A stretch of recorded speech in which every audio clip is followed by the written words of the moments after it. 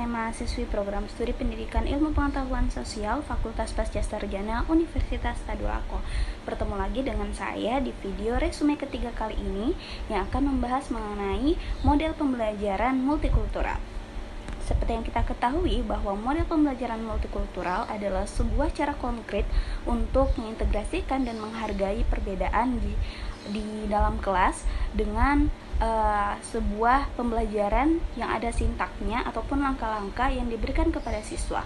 Contohnya kita membuat sebuah kelompok, kemudian kita membuat diskusi dan menyelesaikan apa dari isu-isu yang ada di luar berkaitan dengan keberagaman ataupun multikultural.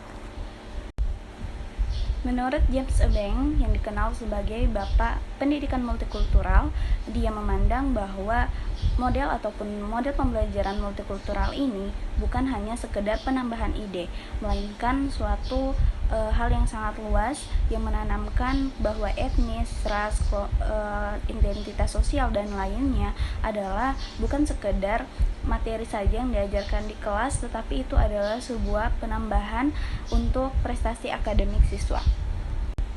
Ada 4 pertanyaan yang kami bahas pada diskusi kali ini, yaitu pertanyaan pertama, bagaimana atau apa perbedaan dari model pembelajaran multikultural dan juga model pembelajaran konvensional.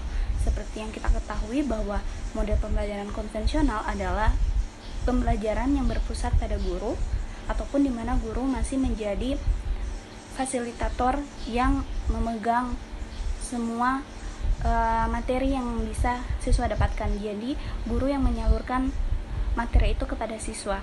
Sedangkan pembelajaran multikultural bisa dikatakan menjadi pembelajaran yang kooperatif ataupun pembelajaran yang student learning atau berpusat pada siswa, di mana siswa bisa mencari lebih banyak pengetahuan dibandingkan dari gurunya, di mana siswa yang dituntut untuk aktif.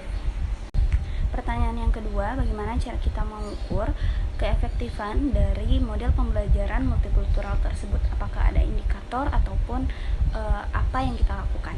Nah, di sini kita bisa melihat dari beberapa cara. Yang pertama, kita bisa mengobservasi secara langsung, kita bisa melihat secara langsung apakah ada perubahan dari model pembelajaran multikultural yang kita gunakan itu. Apakah siswa terlihat saling menghargai, saling menghormati atas perbedaan yang ada. Dan kemudian kita bisa membuat rubrik penilaian. Nah, memang ada di penilaian sikap. Di situ kita bisa melihat sikap-sikap tersebut yang mencerminkan mereka mengerti dan memahami apa arti dari keberagaman dan multikultural tersebut. Untuk pertanyaan yang ketiga, apabila di dalam kelas siswa itu mereka memiliki agama dan suku yang sama, apakah model pembelajaran multikultural ini masih relevan diterapkan? Jawabannya adalah masih, dikarenakan multikultural ataupun perbedaan mereka bukan hanya berdasarkan agama dan suku saja, tetapi banyak.